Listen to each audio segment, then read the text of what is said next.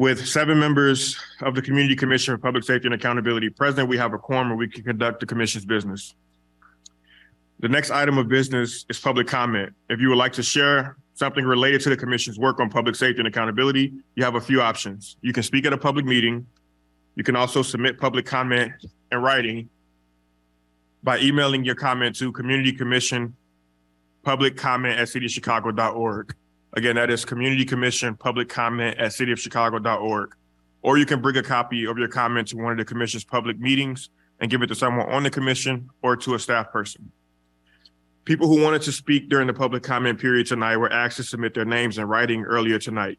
Names were then drawn at random by a member of the commission staff. Speakers will be called in the order in which their names were drawn. If your name is called to offer public comment, we ask that you approach the microphone and line up in the order in which your name is called. When it's your turn to speak, please say your name, then spell your name, then offer your comments. Each speaker will have 2 minutes. We have allotted a total of 20 minutes of public comment. Also, if there's someone who is not able to come to the microphone, can we make sure that we have a mic that we can bring to them if they're not able to?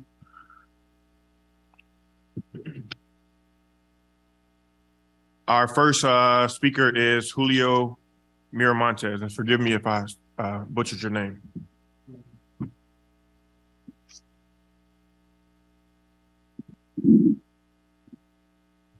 Hello, good evening. My comment, so first and foremost, my name is Julio Miramontes. I am a candidate for 4th District Police Council.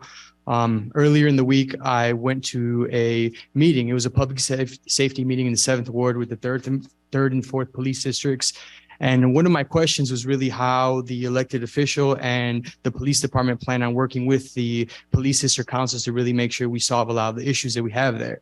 And I was met with really kind of a cold shoulder, and it didn't really seem like the commander really knew how the police district councils work or what our responsibilities were. So I guess my question is, what is really the department doing on educating each commander in each district so that we do have that spirit of collaboration? And we are addressing these issues together. And yeah, that's pretty much it. Just wanted to see what the department is doing to inform the police districts on even what our responsibilities are, because it didn't really seem like they knew kind of where our powers lied. And even when it came to talking about buy-in for community meetings, it didn't really seem like I could get a commitment that they wanted to work with the police district council. So that's really my comment. Thank you. Thank you for your comment. Our next speaker is Larry Dean.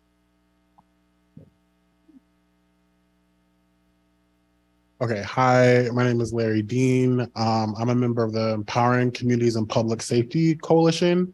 We really appreciate the work of the CCPSA, but we would like to use some of its powers and relationship to raise the COPA standards for disciplinary action.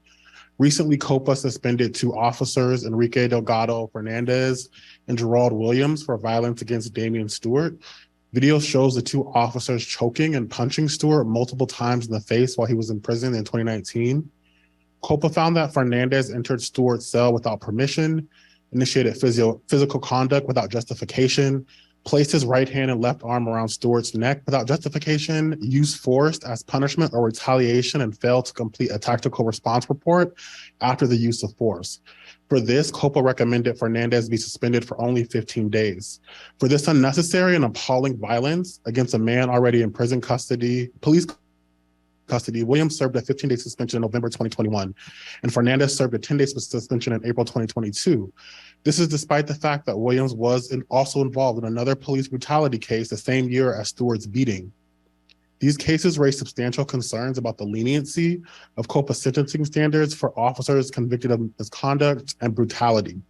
Further review into the criteria used by COPA regarding recommendations for officer discipline is needed because the current policy is too lenient. These standards are very low for disciplining officers who violate rules and abuse their power to the regular use of excessive force. Officers commit acts of violence that would normally result in an average resident being charged with a crime, convicted, and sent to prison.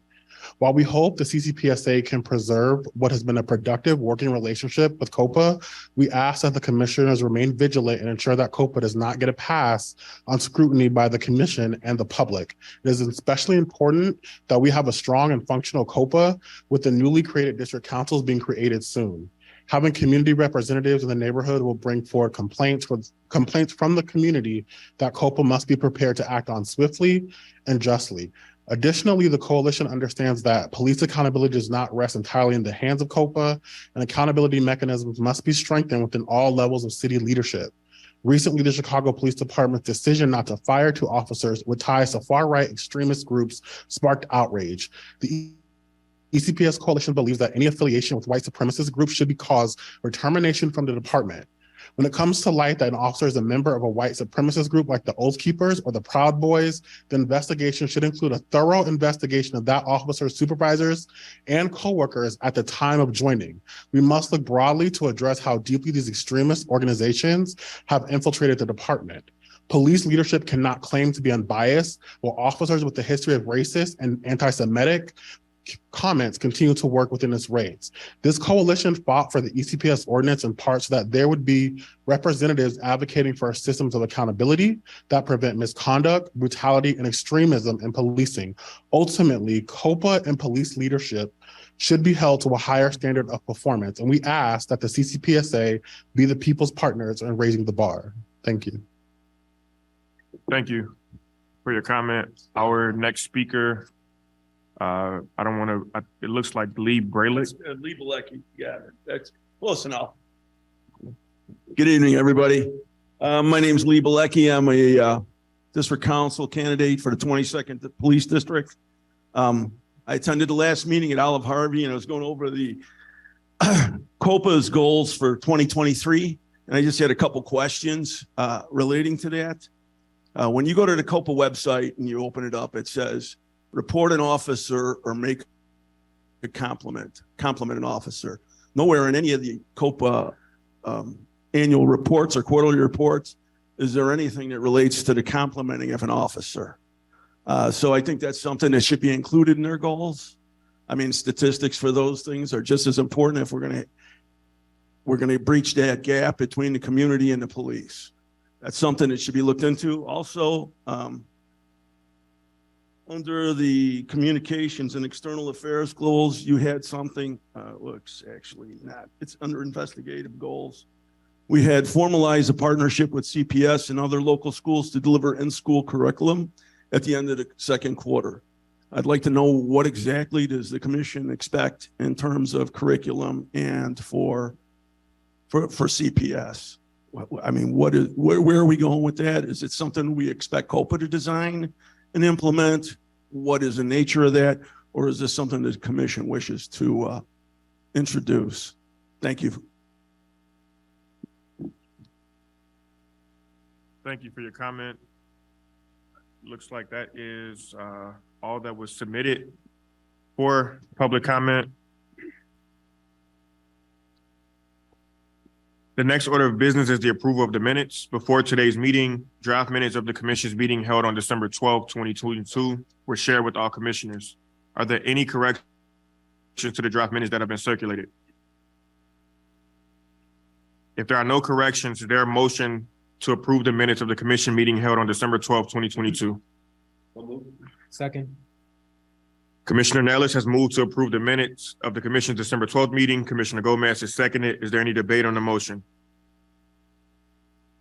Hearing none, we'll move to a vote. Those in favor of the motion to approve the minutes of the meeting on December 12th, please signify by saying aye. Aye. Those opposed, please say nay. The ayes have it and the motion carries. The next order on our agenda is new business. Commissioners Brown and Gomez will discuss the Non-Citizen Advisory Council. Good evening, everybody. A month ago, the commission took a historic vote to appoint its first advisory body. Some of them are here this evening, so if you are part of the Non-Citizens Advisory Council, would you stand quickly? Let people know that you're here. Beautiful, thank you. The Non-Citizen Advisory Council is meant to be an internal support that helps better inform the commission's work while also connecting us to the immigrant communities of the city. The ordinance that created the commission also required the creation of the advisory council. We want to make a few clarifications about this body's constitution. Members of this commission select the NAC members. We review their applications, we interview them, and we are the ones who work to provide them with meaningful resources to make their work effective.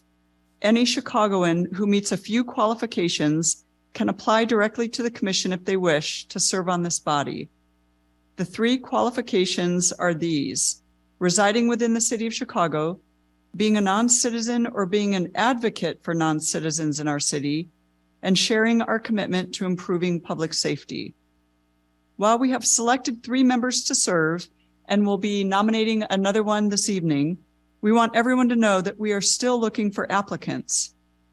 To apply, you can visit our website and apply directly to me or to Commissioner Gomez if you would like to be considered. Our goal is to make the process as inclusive as possible and to support any fitting candidate who wishes to serve on this body.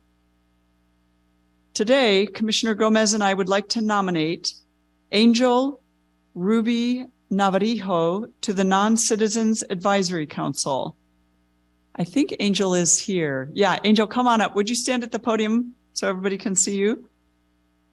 Welcome.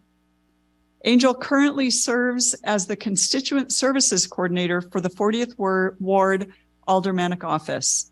He has a long record of public commitment, having worked in Washington, D.C. through the Congressional Hispanic Caucus Institute, having served at the state level in the office of State Senator Mike Simmons, and has experience in immigration policy and organizing. Angel also has a great deal of personal expertise and proximity to both immigration and policing structures.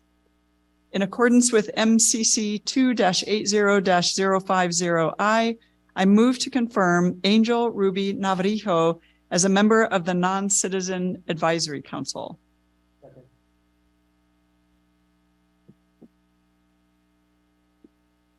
Commissioner Brown has moved and Commissioner Gomez has seconded the confirmation of Angel Ruby Navarrijo to serve on the Non-Citizen Advisory Council.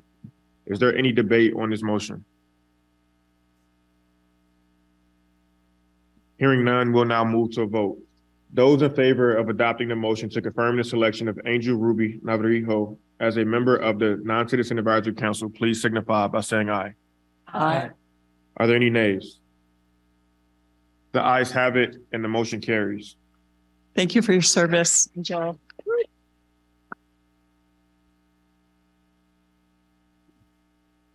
Congratulations, Angel.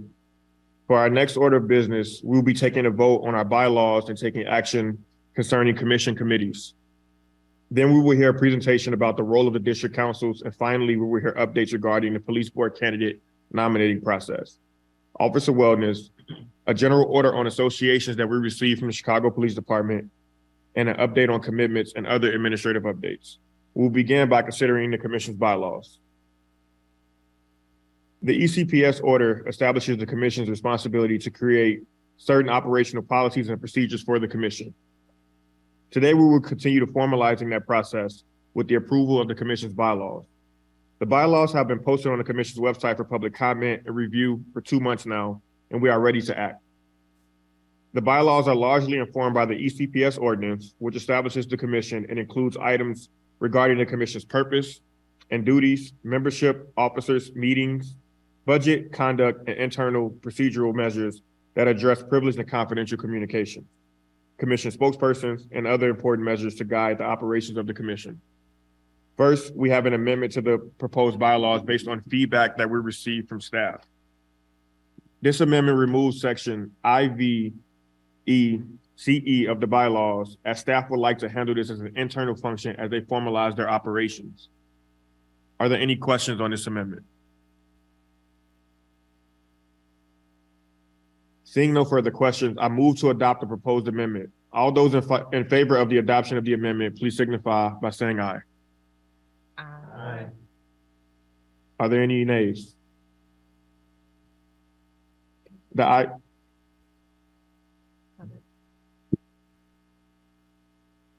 Before she makes her comment, because there was a vote on the floor, the ayes have it and the motion carries. Thanks. Sorry, I didn't mean to interrupt the vote. The comment I want to make is that the section that was removed had to do with how we're going to follow up with these meetings.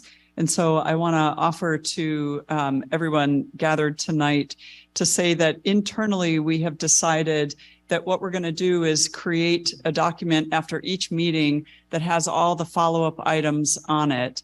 And a staff person will be assigned to each, and that will be posted on the website within a reasonable time after our meeting, so that you all can hold us accountable for follow-up, and we can hold staff accountable for follow-up. So we wanted you to know that we weren't getting rid of that section completely. We're just going to do it a little more internally, but also give you an opportunity to see it. Thanks.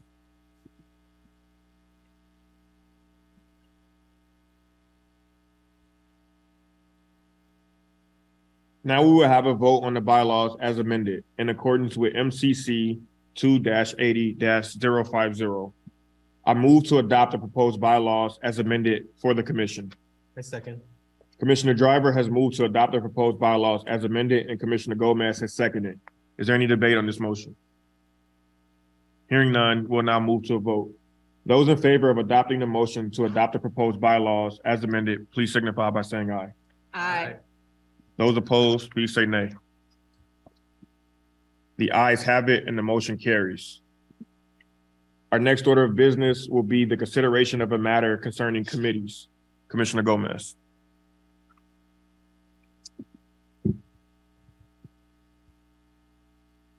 Thank you, President Driver. Some of you may recall that our very first meeting back in September of last year, this commission voted in favor of creating 10 committees.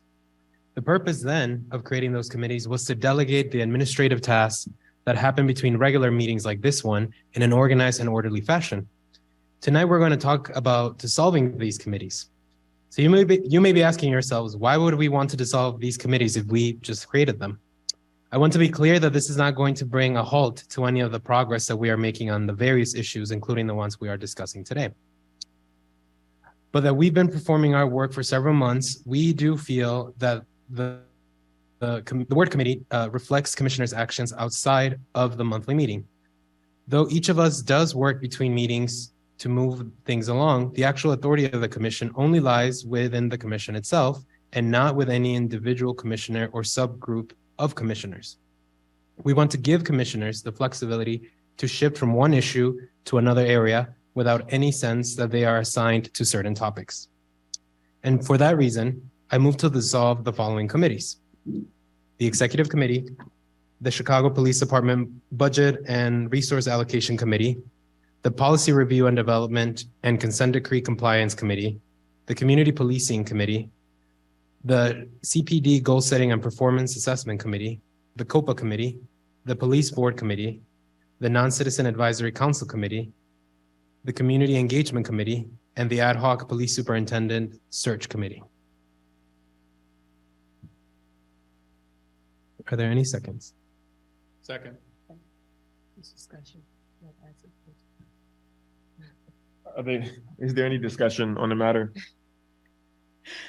I just would like to add really quickly that while we are no longer calling the work or designated it based off committee, we still will keep what we are doing in an organized fashion to ensure we are moving forward with the required expectations of this commission. So I did want to clarify that we still keep internal organization to this work so that we can move it forward and ensure consistency of the representation of whomever may be working on a particular area. Anybody else? So there was a motion from Commissioner Gomez, and I think it was seconded by Commissioner Troncoso. Those in favor of adopting a motion to dissolve the commission's committees, please signify by saying aye. Aye. Those opposed, please say nay. The ayes have it and the motion carries. For our next order of business, we have the commission's Deputy Director for District Councils, Damon Smith, here with us today to give a presentation about the district councils and the role that they will play in the city and with the commission. Reverend Damon, please begin when you're ready. Sorry, Deputy Director Damon. Good evening. I'm Ben Smith, Deputy Director for the District Councils, and I have a moving microphone approaching me. Thanks, Mark. Appreciate it.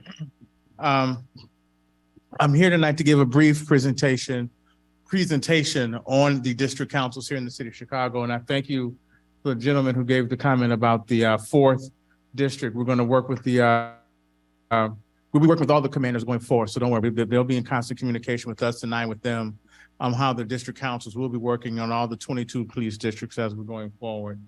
So yes, my presentation is up. We're ready to rock. All right, let's do this. Thanks, Lee. So very quickly, we don't want to get too far in the weeds in this, but I just want to give some basic information about the district councils.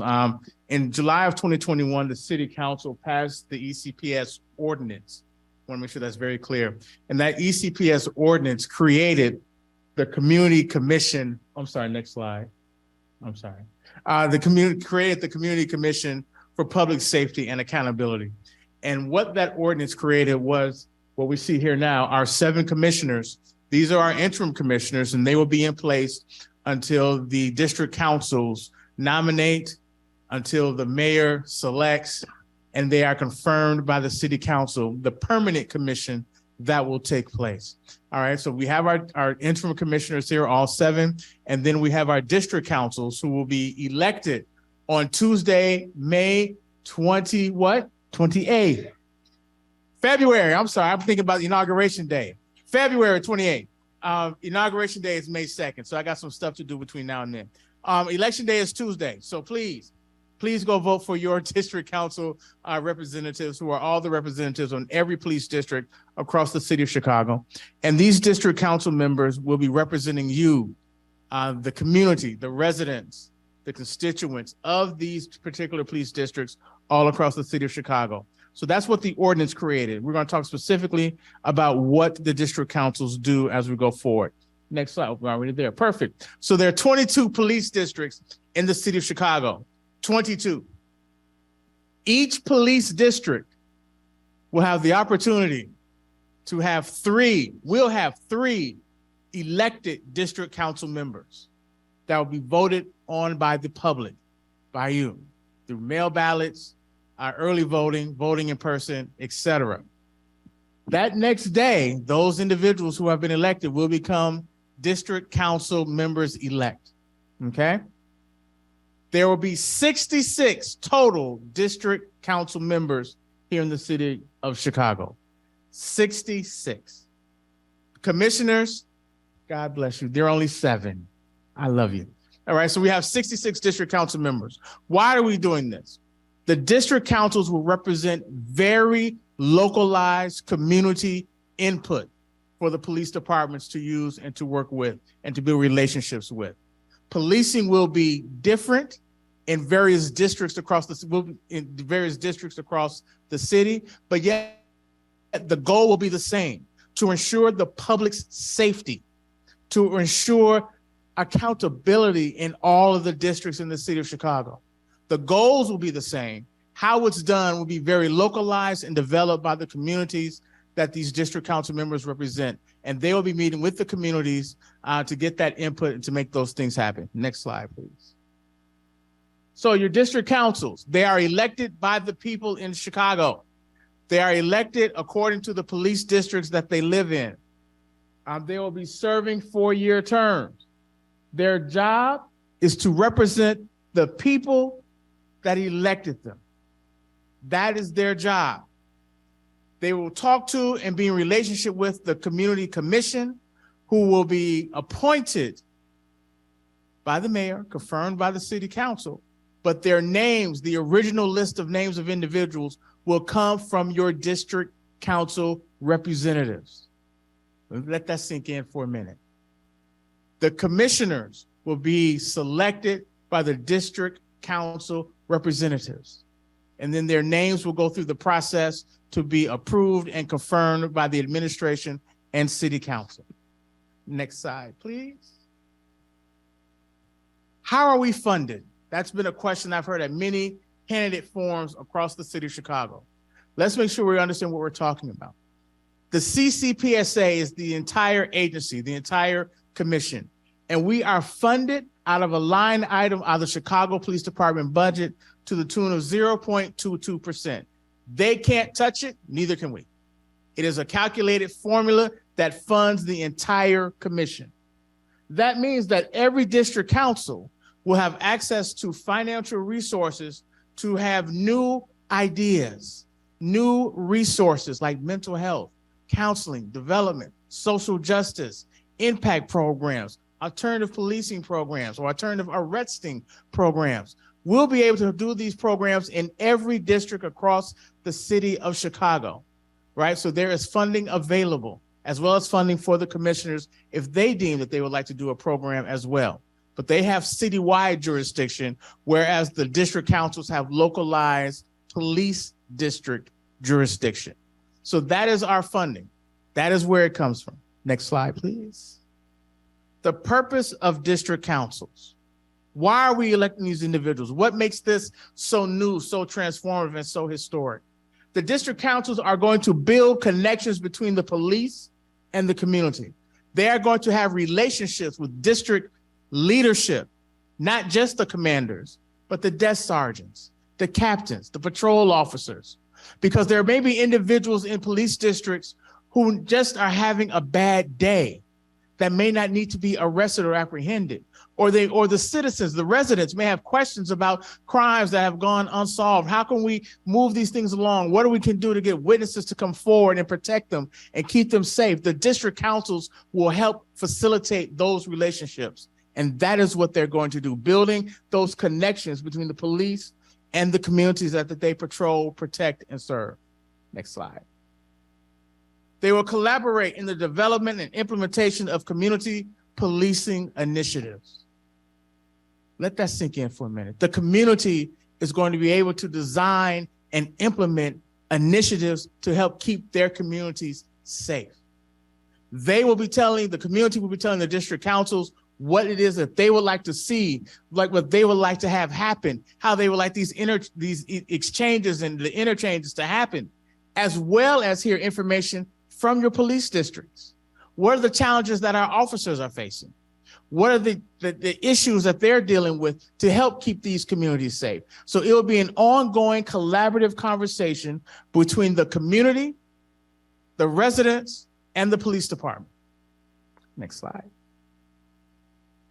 Ensure regular community input for the commission's efforts. The commission has monthly meetings, the last Thursday of every month. The ordinance mandates that your district councils have a monthly meeting in the police district. At least, I heard someone say it, yes, at least one meeting. That meeting will have the community, the district councils, and representatives from that district. This information will be collected, data will be collected, it will be transformative and transmitted and shared, used in collaboration with each other to develop better practices in these police districts. And the information will be shared with the commission.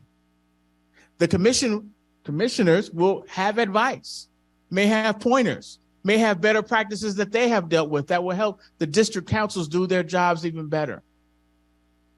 Right? So all of this information is going to go back and forth, constantly moving to make sure that we have the best public safety and accountability in all of our police districts across the city of Chicago. They will ensure that within each district, there is a forum and opportunity for the district residents to raise concerns, worries, issues, challenges, and problems that they have with their local policing. This will happen at least monthly. At least monthly. Your police officers who are walking your beats, driving your beat, need to know what's going on, needs to know what can be done better. Sometimes officers may not be seen, and the constituents, the residents may want the officers seen in their beats more often, right? So these are opportunities to share that kind of information. The residents know what's going on in their communities better than anyone. They are the experts. So let's inform those individuals who are patrolling, who are keeping us safe, who are supposed to keep us safe. Let's give them all the information so that they can do their jobs better than they have before. We also make special accommodations to listen to the youth and those who are non-citizens, because they have challenges and interactions with the police that we don't have, right? So we make sure that there is space for them to vent their concerns, share their concerns, and also come up with ideas to be implemented in these districts to improve those relationships and make things better. Now, this is not just an opportunity for the district councils to be kings and queens of their various districts. They are held accountable to the commissioners. The commissioners have a mandate as commissioners. And one of the things that they have to do is ensure that the district councils are doing their jobs. Are they having their meetings? Are they meeting quarterly with other district council members? Are they meeting at least annually with the commissioners? Are they instituting best and better practices according to the ordinance to improve public safety and accountability? If they are not, the commissioners hold them accountable, give them an opportunity to correct course, and make sure that they're providing the best public safety and accountability for their district. The reason why there are 7 commissioners from across the city, so that we have at least 7 perspectives on how this is supposed to be done. And also make sure that it is very localized, because a broad stroke approach has not worked here in the city of Chicago. One size does not fit all. So the commissioners will hold the district councils accountable.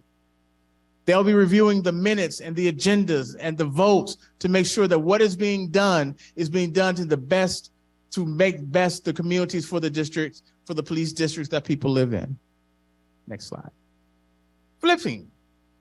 The district councils hold the commissioners accountable, right? First, they appoint them. They submit the names for those who can be considered to be commissioners. That's number 1. Number 2, at minimum, they will meet annually with the commissioners to inform them we have recommendations. We have best practices. We have things and programs and initiatives that we would like to see done in our various districts. We have issues that have been raised. Investigations may have been moving too slow, or what are the results coming from the various agencies across the city of Chicago, and we have not received answers yet. It is the commissioner's job to provide them with those answers, or the pathways to those answers, to explain the process, because the answers may be, we often want answers immediately right away, but there's a process to getting those answers done. And so the commissioners will explain that, tell the district councils where they are in those various processes, so that we can all get the results and the answers that we want going forward. So that is how we hold each other accountable. Next slide. The reason I jumped ahead to May, because my head is scrambled. I've been crisscrossing the city, attending as many of the district council forums just to meet as many candidates as I could. And so part of what I've been doing is thinking about May. May 2nd is when the district council members will be inaugurated. They'll be voted on February 28th. Make sure I got it right. But between February 28th and May 2nd, for the district council members, candidates that are here and those that are watching, I will be your best friend over the next 3 months. We will be going through an extensive 3-day training over those next 3 months. There are things that you all need to know as elected officials. Ethically, there are meeting requirements that you have to meet according to the Open Meeting Act. There's information you will have to provide as part of the Freedom of Information Act. How to conduct a meeting. What budgets are you working with? Where can you have meetings? The process to initiate and create new programs and initiatives in the police districts. Who do you talk to in the police district? Everyone says, I want to talk to the district commander. If you knew how busy a district commander is, that may not be the best person to reach in the district. We're going to train you on the top 5 or 6 people to meet within your districts. And how do you request information so that information can be provided to you? How do you deal with your commissioners, right? You will be trained in how that is done. You will be trained in every word of this ordinance. See, we're going to be best friends over the next 3 months. But we have to prepare you because you will be, according to the state of Illinois, an elected official. And there is a way that you must conduct the people's business as an elected official here in the city of Chicago and the state of Illinois. Right? So these are just some of the things that we'll be talking about over the course of that 3-day training. One of the things that I did not mention on here that I'm looking forward to is justice versus vengeance. Justice versus vengeance. That will be a training that our district councils will be going through, right? Because you will have power. How do you justly use your power and not look for revenge using your power, right? So after the election, which is February 28th, you will be going through a 3-day training, which you will get notified about on the next day, March 1st, so that you will be prepared on May 2nd when you are inaugurated to hit the ground running and get started doing your work. Next slide, please. Sticking. So what will each of the district councils do? Have to do. One, as I mentioned earlier, you must hold at least one monthly meeting to discuss the district council's business in that police district. 2, you will work with your district commander and the community members to help develop and implement community policing initiatives. Many times the commander will assign someone to assist us with this process. Number 3, delegate one or more district council members to attend quarterly meetings with representatives from each district council to identify trends and concerns. Right? We will train you on how to do that, how do you identify trends, and we have staff to assist you. But all the district councils don't have to be at every meeting. There are 3 of you in each district. You can delegate representatives for each one of these assignments. 4th, delegate one or more district council members to attend an annual meeting with representatives from each district council to propose priorities to the commission. Now, the commissioners just went a grueling and intensive yet successful goal-setting process, which happens in November, December. So this annual meeting will happen usually later in the fall to prepare for the goal-setting time of year. All right, so start putting that on your calendar now. Work to develop and expand restorative justice and similar programs in the district. Some districts have very active and successful restorative justice programs. Some have none. So let's figure out what we can replicate in districts that can do this work to help our police and to help our community, most importantly, with restorative justice. Encourage department members to facilitate access to community resources. There's money out there, grants, in-kind gifts, to create these programs, to bring in experts, to help facilitate conversations, peace circles, restorative justice, alternative programs. Help us develop those programs and initiatives in each district so that we can respond to the needs of these districts. That's what your district councils are supposed to do. Assist and engage with members of the public, including gathering input from the public regarding public safety and policing in their districts. There's a distinction there between public safety and policing. If we focus a lot more on keeping the public safe, we might be able to reduce how policing or change how policing is done in our districts, right? But we need the district councils to represent the community so we can get that information, understand how we're going to do that and make it better. Of course, you have to publish reports and make sure they're available and posted and shared, because we are a fully transparent commission. That must be done as I destroy the microphone. Lastly, exercise any other powers delegated to it by the commission. The commissioners may notice a series of trends in a particular district. If they do make if they do see these trends, they may make some recommendations to the district council. These are some things you all may want to think about doing. These are some things you may want to change. These are some things you may want to stop, or these may be some things you want to increase, right? So they will have input as well. I believe that's it. Next slide. I think that's it. Make sure I'm done.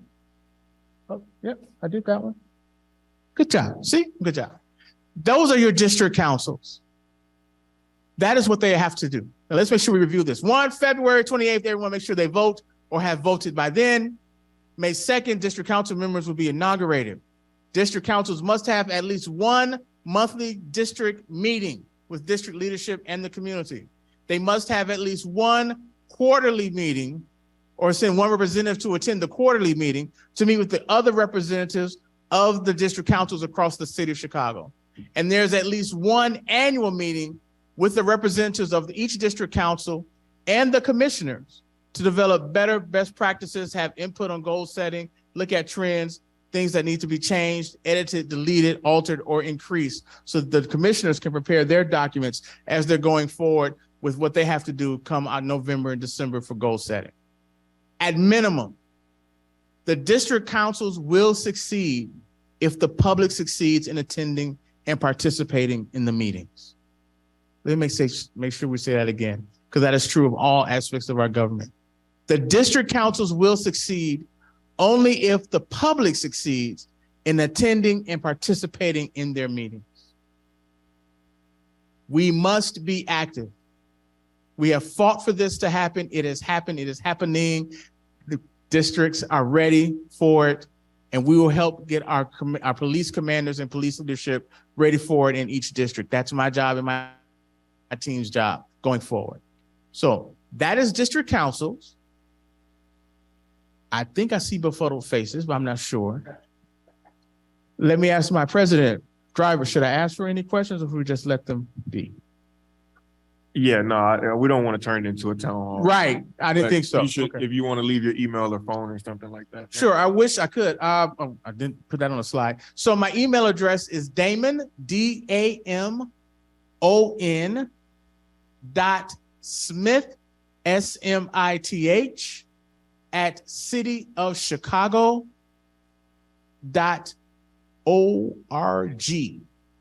Damon.Smith at cityofchicago.org.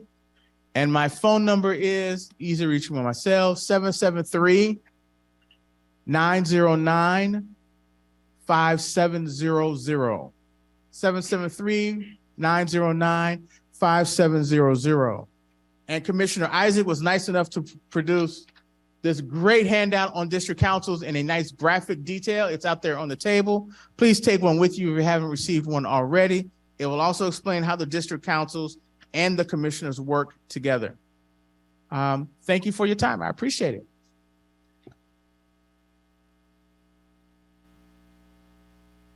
Thank you, Deputy Director Smith.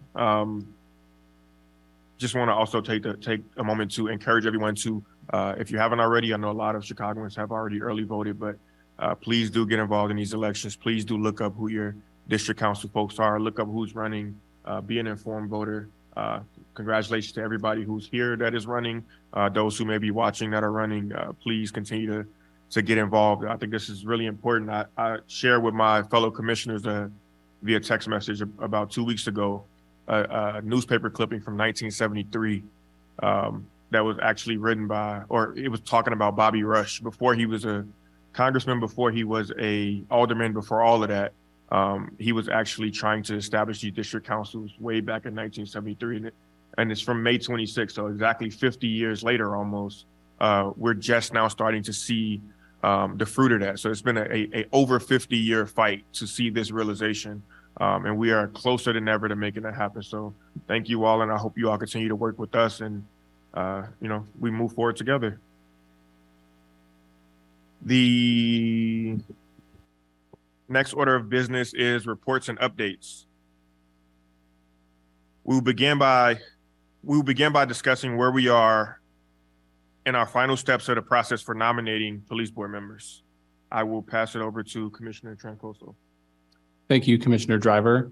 I'm Commissioner Isaac Troncoso, and with Commissioner Yvette Loizon, we've been working on the police board nomination process on behalf of the commission. Before going into that, I'd like to take care of two small pieces of business. Number one, divert Deputy Director for District Council Damon Smith's compliment on the handouts to our Director of Public Affairs, Nikki Garcia, who put them together. So a big thank you to that. And number two, you might have noticed if you're watching online, our upgraded camera setup, which can zoom in on our faces and do a little close up when we're talking. So that's in an effort to be responsive to what the public has told us would make these meetings better. So we really appreciate your feedback and we try to take it to heart. So getting back to the police board, as a reminder, there are currently 2 vacancies on the police board, and there is 1 current police board member whose term is expired, who is still serving on the board and is eligible for a second term. We noted during our January meeting that we anticipated being in a position to vote on the pool of candidates during tonight's meeting to submit to the mayor for consideration on filling the vacancies. But the results of the final background checks have not yet been received. While we do not anticipate there being any concerns or issues associated with those checks, the commission believes it is of the utmost importance to wait for that process to be completed before publicly voting on candidates who the commission is moving forward with in the vacancy submission process. We appreciate the candidates' patience and responsiveness as they have made their way through our inaugural process. We plan to engage the full attention of the commission immediately following receipt of the final background checks, which we anticipate receiving any day now, and we're prepared to call a special meeting to ensure that we do not have to wait until next month's meeting to take that final vote. Once again, the commission appreciates everyone's patience, the candidates, the police board, and the public, and we look forward to making history in this regard very soon. Thank you for the update. Are there any questions for Commissioner Troncoso or Commissioner Loizon? Our next order of business will be an update on the.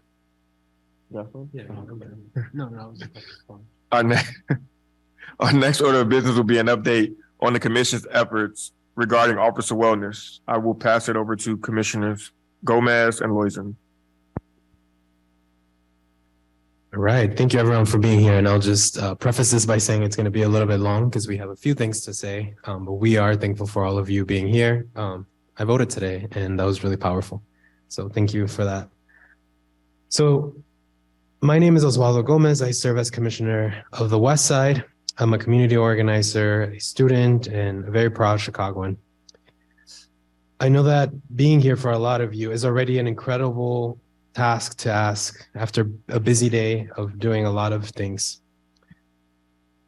I want you guys to know that we are incredibly thankful and that we promise that you will all leave today feeling a little bit more informed, empowered, and activated. So before I actually begin telling you a little bit about my remarks, I want to name a key fact about myself.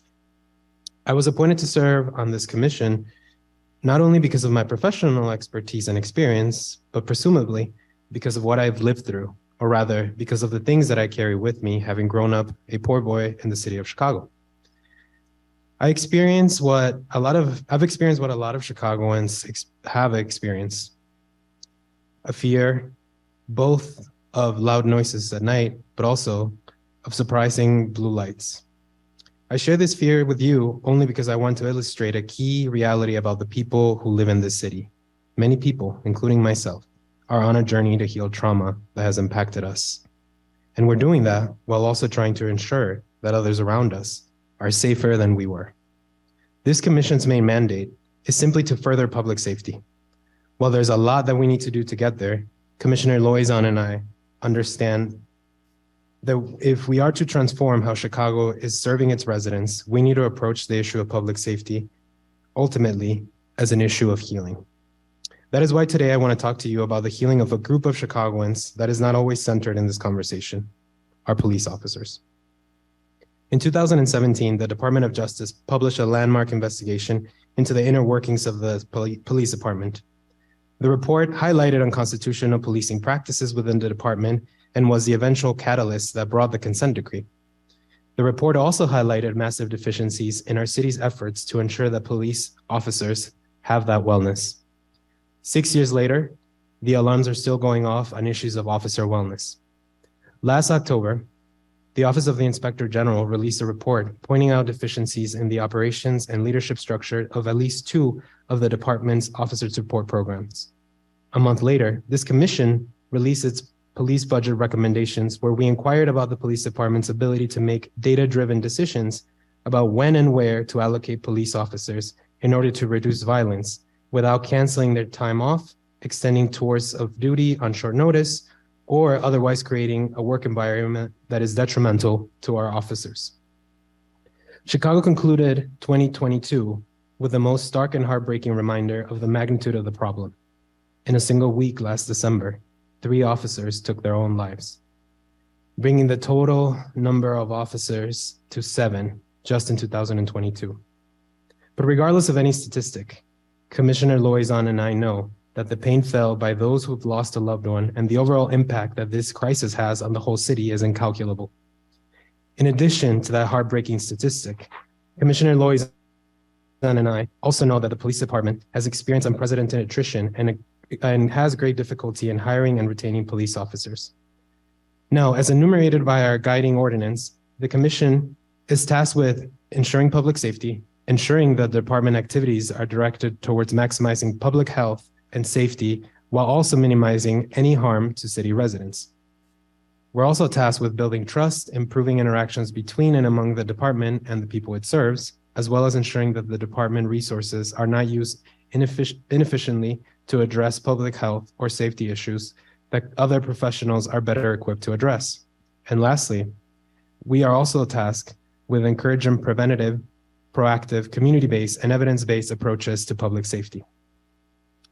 Now, I bring these mandates into our perspective because Southside Commissioner Loizon and I, with the incredible help of our supportive staff, have begun an investigation to better understand how to improve our officers' wellness in the department. Today, we will provide the commission members here and the public in general with some of the preliminary findings. Our intent is simply to provide transparency into our process with hopes of gaining support and improving our capacity to collaborate with the public and the department. Now, Commissioner Loizon and I believe that resolving this issue is critical to improving the overall safety and collective healing of our city. Ultimately, our endeavor is about saving lives. I'm going to repeat that. Ultimately, our endeavor is about saving lives. Commissioner Loizon and I know that these officers who interact with the community members cannot serve in professional, responsible, and safe ways if they themselves are living in crisis. Similarly, Commissioner Loizon and I know that collective healing means prioritizing the lives of those most proximate to violence. To make this work truly impactful, we need to hear from the officers and family members who are most impacted. Now, I noted earlier a thing about myself. I'm still working to heal the scars that this city has left on me. I know the conversations like this can elicit fear, skepticism, and perhaps even shame. But real healing takes courage and vulnerability. Now, we have heard a little bit about our preliminary work, and Commissioner Loizon will expand on it shortly. Officers and their families feel alone, unable to access resources, and unfairly mischaracterized by the media and the public at times. As experts that we've talked to have suggested, this same symptomology is also shared with the communities in the city that see both high rates of police violence and community harm. I hope that my words can both highlight the necessity to solve this problem and can inspire folks to collaborate with us. Now, I'm going to turn it over to Commissioner Loizon, who will tell you a little bit more about the work that we've been doing up to now, and that will explain the process that is going to follow. Commissioner Loizon.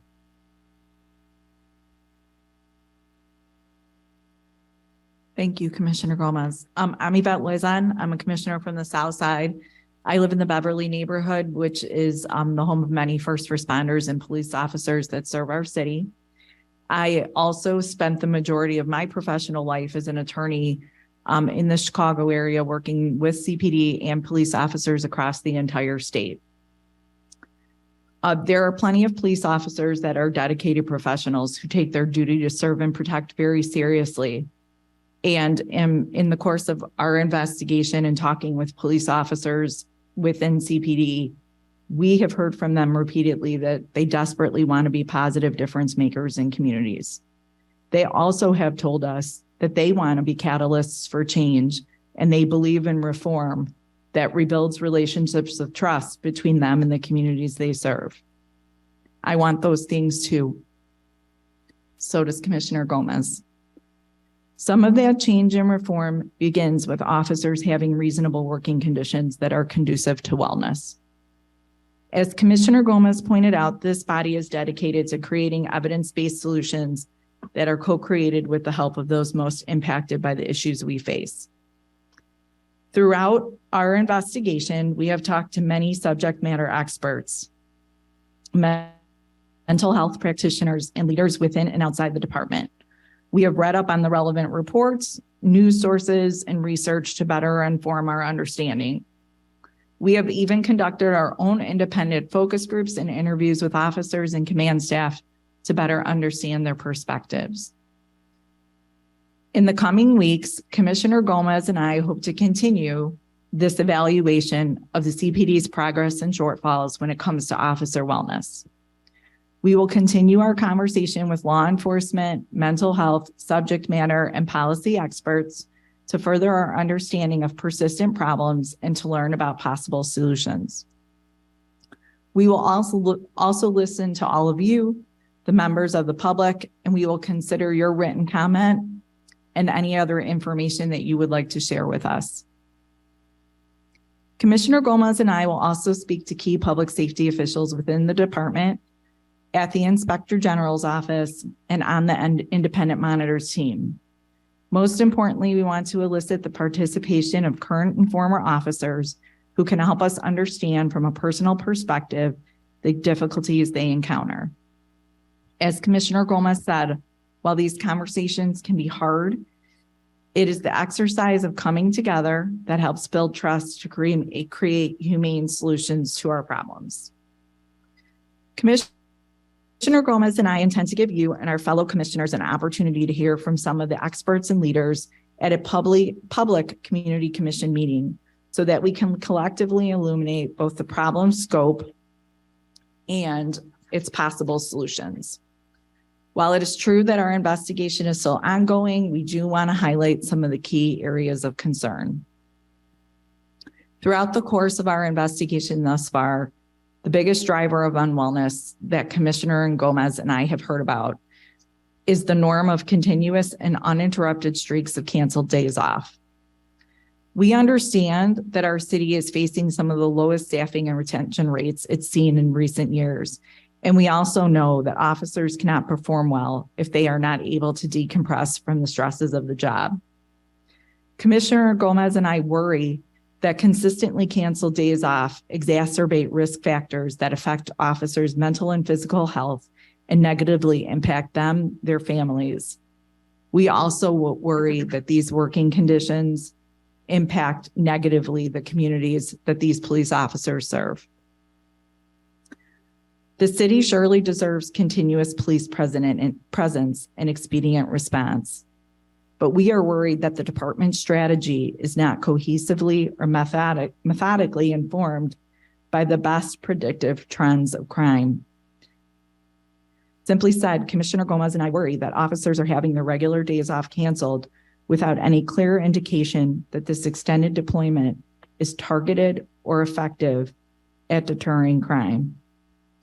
I also want to reiterate that our concerns are not only focused on how this impacts police officers. Our concern is also equally based on how this impacts communities. Commissioner Gomez and I want to be clear that the issue points to larger concerns that this commission has regarding public safety for everyone in our city, including police officers.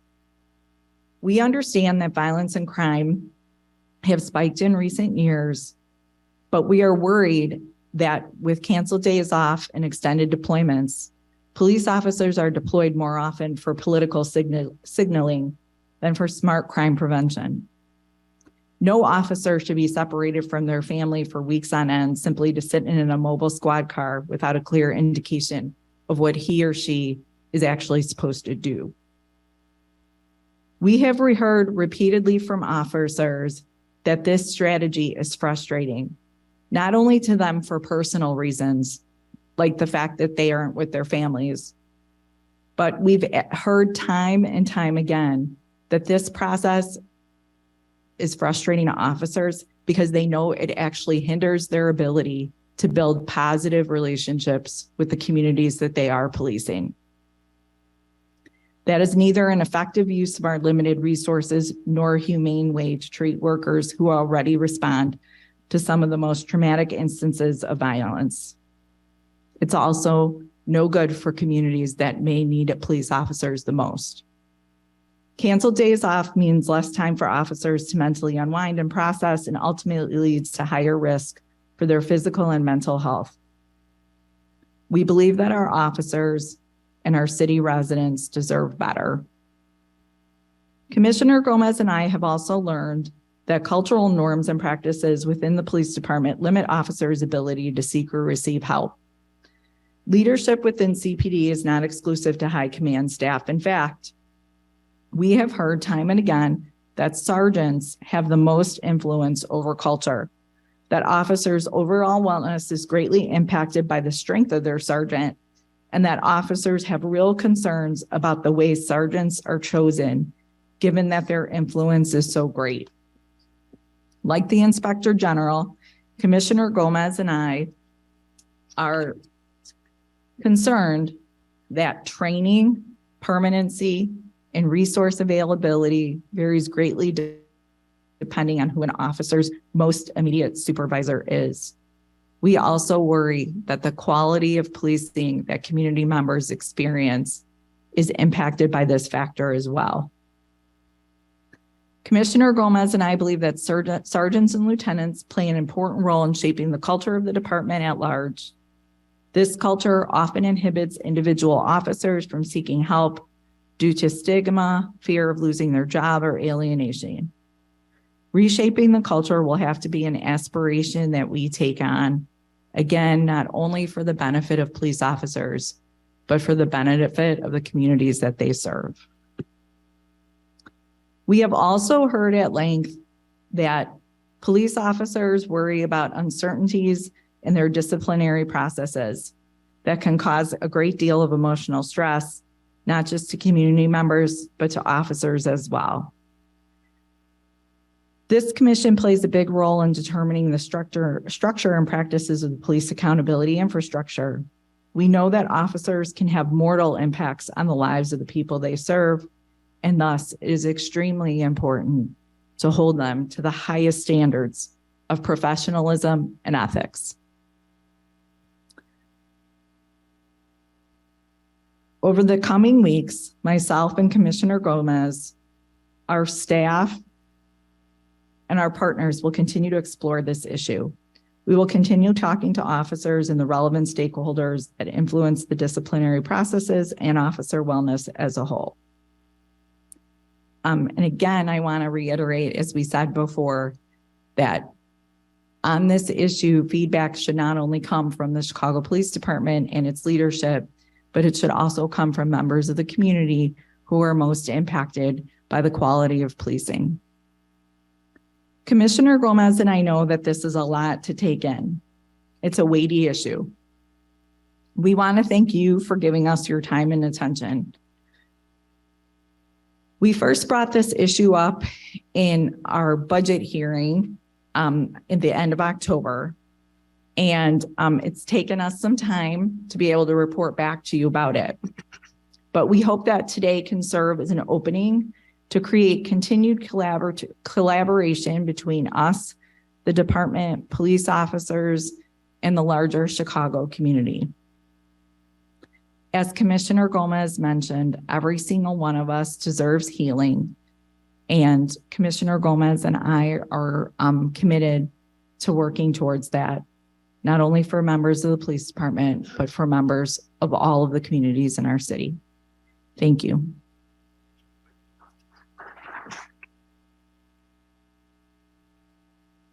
Thank you, Commissioner Gomez and Commissioner Loizon. Do any commissioners have any questions or comments for them? I have some comments I'd like to make. I want to thank you both for the work you've done and are doing on this important topic.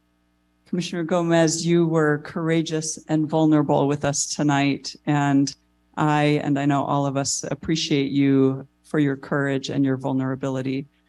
Asking for help is never easy, and I hope you know we are all here for you. So many people and communities across the city are holding trauma that feels so vast it feels impossible. You've reminded us tonight that healing is always possible, And there are many concrete actions we can take to facilitate healing for ourselves, our communities, and our city. I would like to add some things to what you have said. As a pastor, I've spent 31 years working with people on wellness. You didn't think I was that old, did you? I'm old. All different kinds of wellness is a part of what I've been doing with my professional life. It matters deeply to me. What isn't clear from what you have said so far is what actually constitutes wellness. What does wellness look like, sound like, act like for an active duty CPD officer? What does it look like to CPD? What does it look like to the public? And are we all on the same page about what wellness looks like?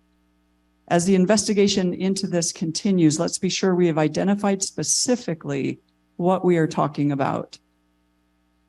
I appreciate that you stated clearly that healing police officers is directly tied to public safety.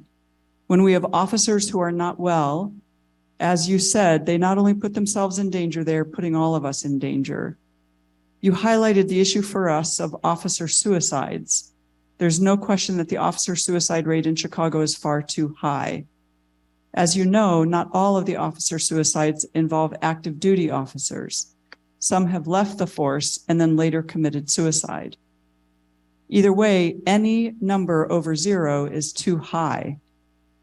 At this point, we don't know why officers are committing suicide. Neither does CPD, or if they do, they're not sharing that information. It's difficult to investigate reasons when families are in so much pain. What you did not say that I want to be sure we connect to is the also high rate of officer-involved shootings in Chicago or use of excessive force.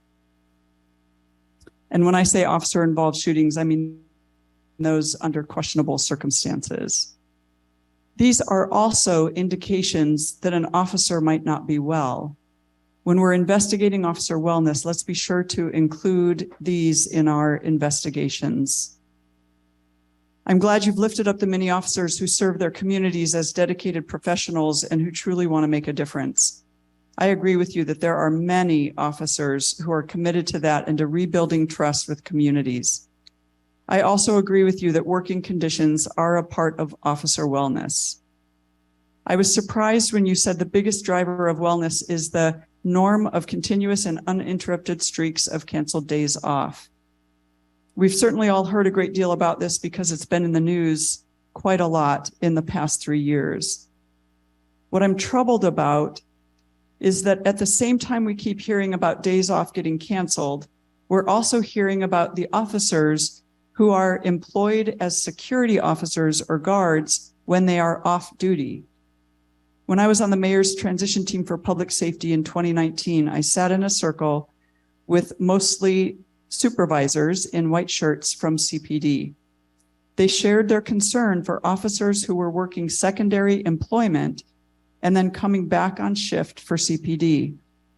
One supervisor told us that in a more extreme example, one officer worked a 12-hour shift at CPD, a 12-hour security shift, and then came back on duty at CPD for another 12 hours. If we're going to engage in any conversation about days off being canceled, we must include secondary employment in this conversation. CPD does not track secondary employment for their patrol officers. Did you know that one of their active duty officers owns a security company that employs active duty officers here in the city limits? Besides the blatant conflict of interest, CPD does not track this. Now, in all honesty, I wouldn't want my days off canceled either. It sounds terrible and it's horrible for the families, I'm sure. What I'm asking for is that there is a way to track how many officers are working secondary employment on their days off. I appreciate that you lifted up tonight that leadership is a consistent theme in the area of officer wellness and one that we need to continue to investigate. How the leadership creates a culture of help and wellness is extremely important. We need to include in this looking at how often officers have different supervisors and how often and how many officers are being supervised at one time by one supervisor. That too contributes to wellness. My last comment is related to the discipline process. After sitting through the subject matter hearing yesterday of the Public Safety Committee, in which they spent close to 3 hours trying to figure out why the police officer with ties to the Proud Boys is coming back on duty on March 1st, I have a hard time wrapping my head around how the discipline process impacts officer wellness. As it is, some officers commit egregious acts because they don't think they'll be held accountable. As a community organizer and pastor, it often sounds and feels as if the disciplinary process favors officers. I appreciate that you lifted up tonight that the disciplinary process also impacts victims and victims' families' wellness as well. I am with you 100% on exploring restorative justice practices because I believe in them. At the same time, I want us to be clear that every organization that serves the public should have a lengthy and thorough disciplinary process. You should see the church disciplinary process. I would like to recommend that we look at the disciplinary process openly from all sides. Is the process too long, too short, too laborious, not laborious enough, too harsh, too lenient? If we're going to be looking at it, let's look at it from all directions. Thank you. Thank you. Are there any more questions or comments in regards to this matter?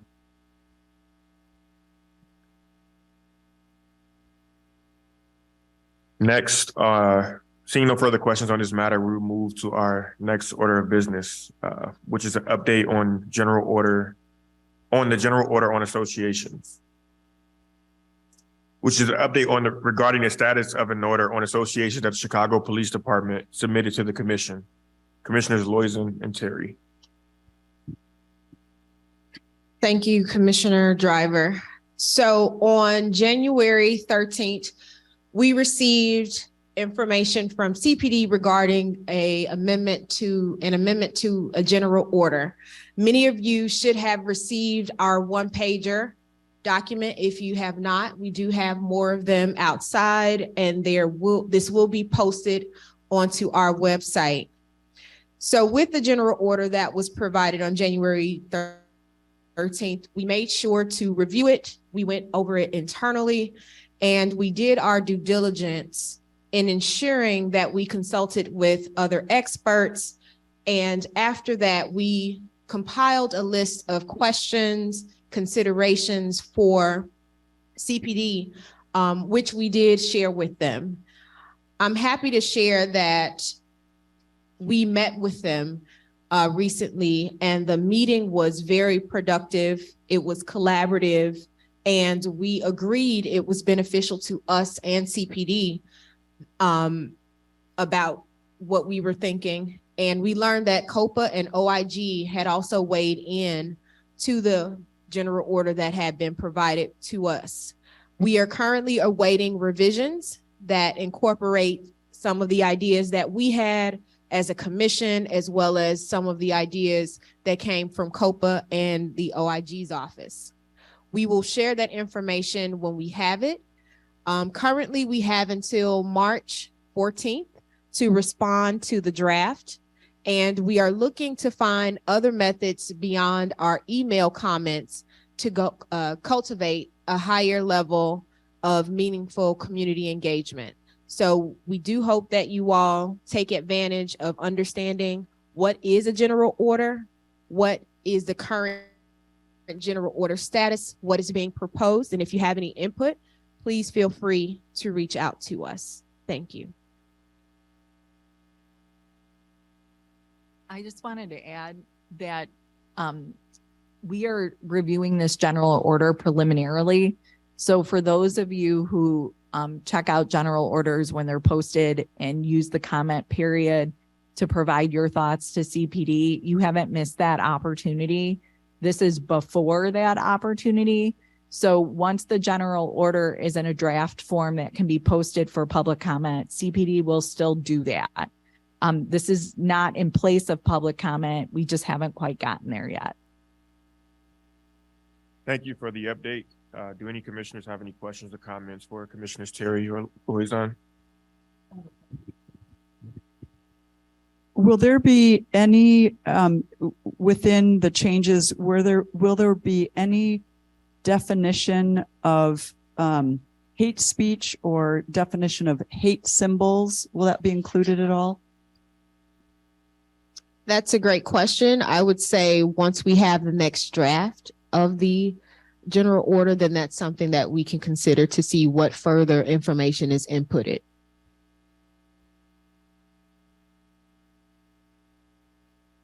Any other questions, comments from commissioners? Seeing no further questions on this matter, we'll move to the next order of business. Our next order of business will be an update regarding the status of CPD commitments from previous meetings, and I'll pass it back to Commissioner Loizon. Thanks. On October 24th of last year, we had a special meeting on the proposed police department budget for 2023. At that meeting, we had an opportunity to speak to Superintendent Brown, and both President Driver and I had a very extensive conversation with the superintendent about a lot of issues related to the budget. In the course of that conversation, we spent a lot of time talking about how the department uses its workforce and how personnel is allocated. In addition to that hearing with the superintendent, we also got a detailed briefing from the city's budget office, and we spoke to a lot of experts about the department's budget and especially about workforce allocation issues. A few weeks later, on November 3rd, the commission issued a report on the CPD budget that was public, and we are required to do that every year before the city council votes on the city budget. The report that we issued raised some really serious concerns about whether we can use resources that we have more strategically, more effectively, and more equitably to create safer neighborhoods across the whole city.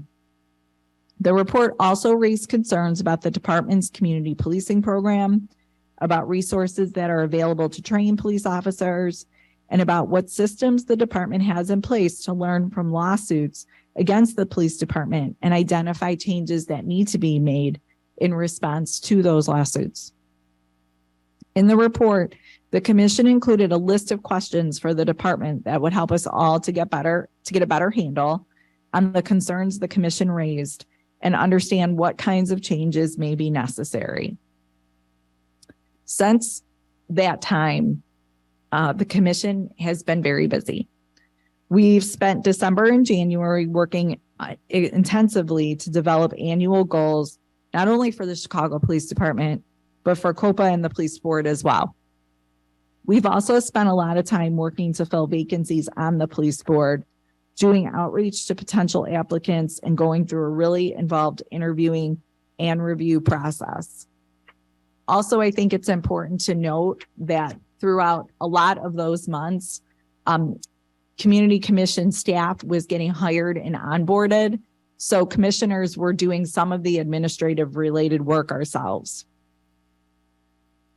We've done a deep dive on policy, like reviewing the department's proposed policy about associations with criminal organizations and hate groups, and developing a policy to ensure that the commission has a say in shaping any new CPD policy that involves collecting data about gang affiliation. That work is extremely important, and it's the work that's contemplated by the ordinance.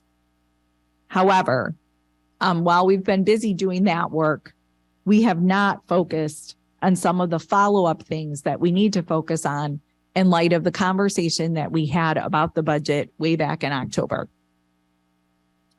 So The purpose of this whole recap this evening was to share with all of you that the commission has not let go of the questions and concerns that we previously expressed. We still have them, and we are going to be turning our attention back to them.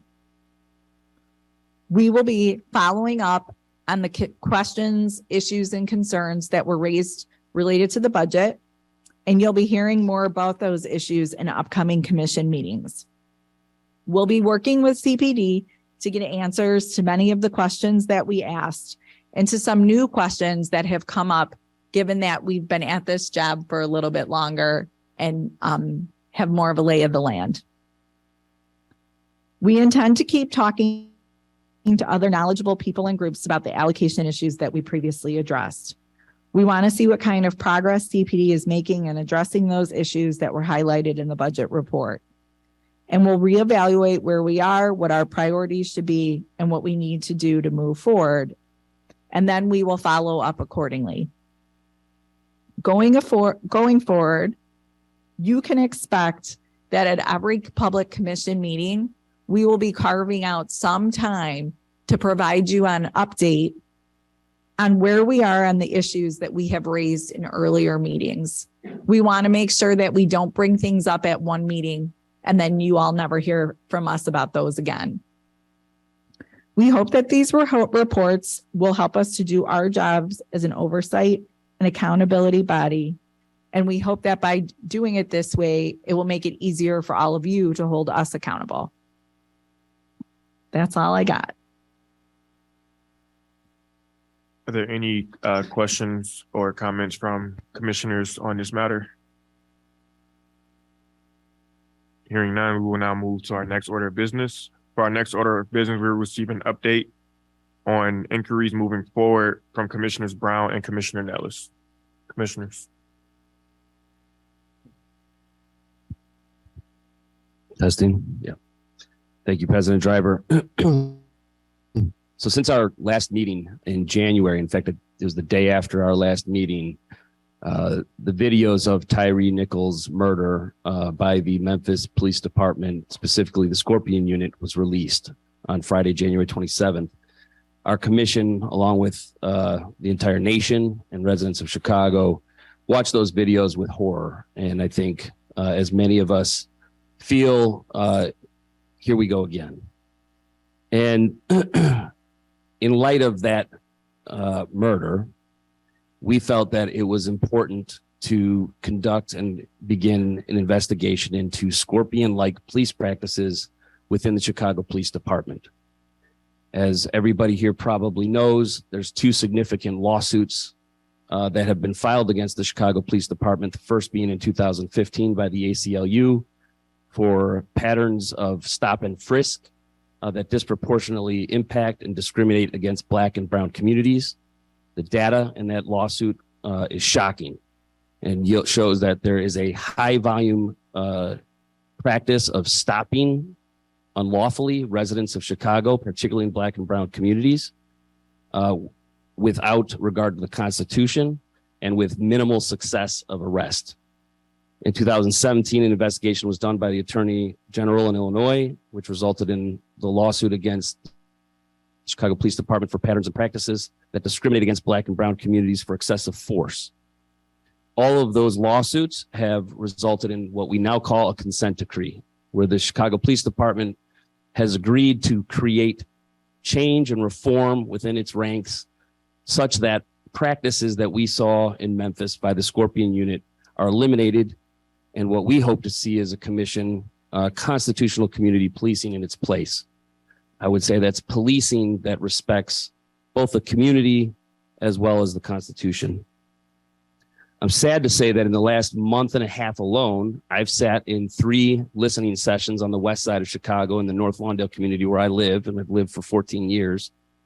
And I've heard consistently from residents that these practices have not stopped. Some of our young people refer to the practices as jump out boys. There's a history and a practice of escalation and excessive force. And what happened to Tyre in Memphis is not something that is foreign to us here in Chicago. And we feel it's important to make sure that we get to the bottom of it. So with that, we have decided to start working with CCPSA staff to draft data inquiries and requests that we'll be submitting to the Chicago Police Department. The goal of which will be to identify not just units, although of course a unit with a name of Scorpion that has a specific charge to do high volume stops is particularly problematic. But the investigation we want to lead goes beyond that into any and all practices and cultural norms, trainings within the Chicago Police Department that produce such type of policing, whether it's in a specific unit or in patrol or in detectives or any other citywide area gang unit. Any such practice by any officer is completely unacceptable. And I do think it's worth stating that violence of all kinds, whether it's domestic, gang-related, or police, is condemned. It's unacceptable, and excessive force must end. So with that, we're going to, in addition to issue inquiries and data requests that helps us understand the training and practices of the Chicago Police Department, we are also going to do an inquiry in what's called constitutional community policing. What is the alternative? What is the better way forward? And I will just add this comment before I pass this to Commissioners Brown and Isaac Troncoso, which I apologize I didn't share at the outset. The three of us are leading this charge and have felt that this is something of urgent need for us to do, particularly in light of Tyre Nichols and what was caught via video, which I have to say is one of the most clear examples. I'm a defense lawyer. I've been practicing law since 2000, and it's one of the clearest videos I've ever seen of an unlawful stop, followed by repeated uses of excessive force, resulting in the death, of course, of yet another Black man.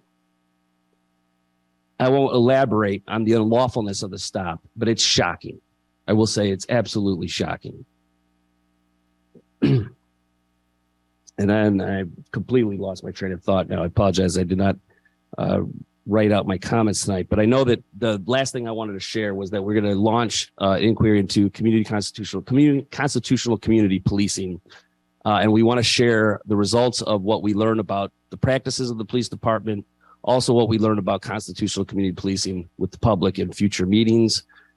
Is there anything, Commissioner Brown or Commissioner Troncoso, that I left out?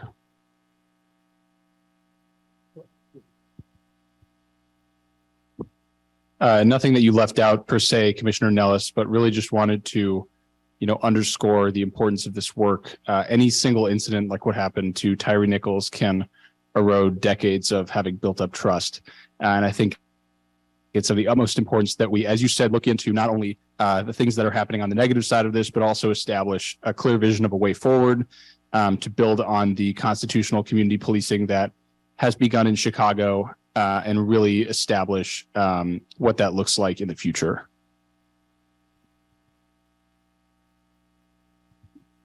Thank you all for the update. Are there any other questions or comments from commissioners on this matter? If there are no questions, we will move forward with our next order of business, which is miscellaneous business. As a reminder, the CEIS order that the commission submitted, or the gang database order that the commission submitted to CPD, is posted to our website for public comments. So please go to the site and weigh in if you can. And also want to plug different ways to connect with our commission via social media. So you can find us on Facebook at facebook.com/Chicago CCPSA. Again, that's facebook.com/Chicago CCPSA. On Instagram at CCPSA_Chicago. And that is the same for Twitter. And our YouTube is Chicago CCPSA. Now I'll announce the next meeting. The commission's next regular meeting will be on Thursday, March 30th, 2023 at 6:30 p.m. Is there any further business before the commission? Seeing none, I would like to thank you all for joining us tonight. We hope to see you on March 30th, and we hope you all will, if you haven't already, be voting for your district councils on February 28th. We hope you stay engaged and encourage you to join us in this work. With there being no further business before the commission, this meeting is now adjourned.